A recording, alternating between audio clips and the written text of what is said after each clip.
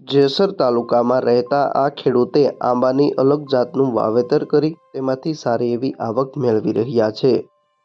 ભાવનગર સહિત સમગ્ર સૌરાષ્ટ્ર તેમજ ગુજરાત રાજ્યમાં ખેડૂતો પોતાની પરંપરાગત ખેતી છોડી અવનવા પાકોનું વાવેતર કરી અવનવી જાતોનું વાવેતર કરી તેમાંથી સારી એવી આવક મેળવી રહ્યા છે।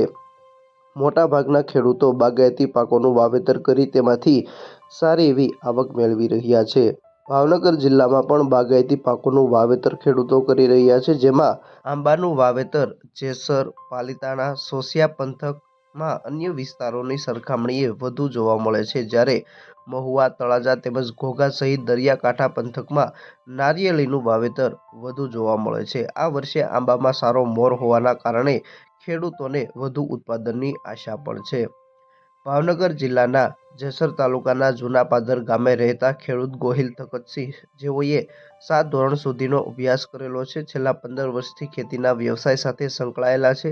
અગાઉ પોતે મગફળી, કપાસ સહિતના પાકોનું વાવેતર કરતા હતા, પરંતુ તેમાં વળતર સારું ન મળતું હોવાના કારણે પોતે આ પંથકમાં અન્ય ખેડૂતો આંબાનું ખૂબ મોટા પ્રમાણમાં વાવેતર કરતા હોય, જેથી પ્રેરણા મેળવી પોતે પણ આંબાનું વાવેતર કર્યું છે। હાલ તેઓએ જમ્બો કેસર જાતનું વાવેતર કર્યું છે અને છેલ્લા 2 વર્ષથી તેમાંથી પોતે ઉત્પાદન પણ મેળવી રહ્યા છે।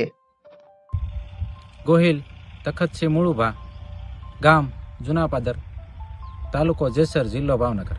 મેં 7 ધોરણનો અભ્યાસ કરેલો છે અને છેલ્લા 15 વર્ષથી હું ખેતીમાં સંકળાયેલો છું। આ બાગાયતી પાક તો અમારે અહીંયા થાય જ છે, આંબાનું વાવેતર। તો મને એમ છું થોડાક આંબા હું સોંપું। મેં 120 છોડનું વાવેતર કરેલું છે અને એમાં બધી જે છે એ અલંગની બાજુમાંથી સોસિયાથી બધા રોપા લાવેલો છું હું।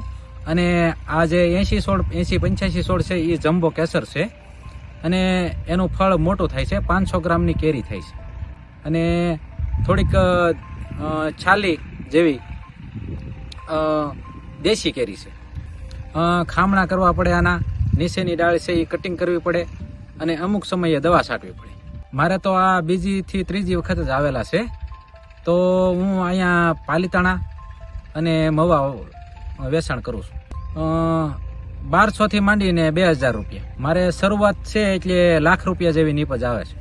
ખર્ચ 20% જેવો। ખેડૂતના જણાવ્યા મુજબ પાક આવવાની જ્યારે શરૂઆત થાય છે ત્યારે જમ્બો કેસર આંબામાં આવતી કેરી, જે એક નંગ કેરીનું વજન અંદાજિત 400 થી 500 ગ્રામ જેટલું હોય છે।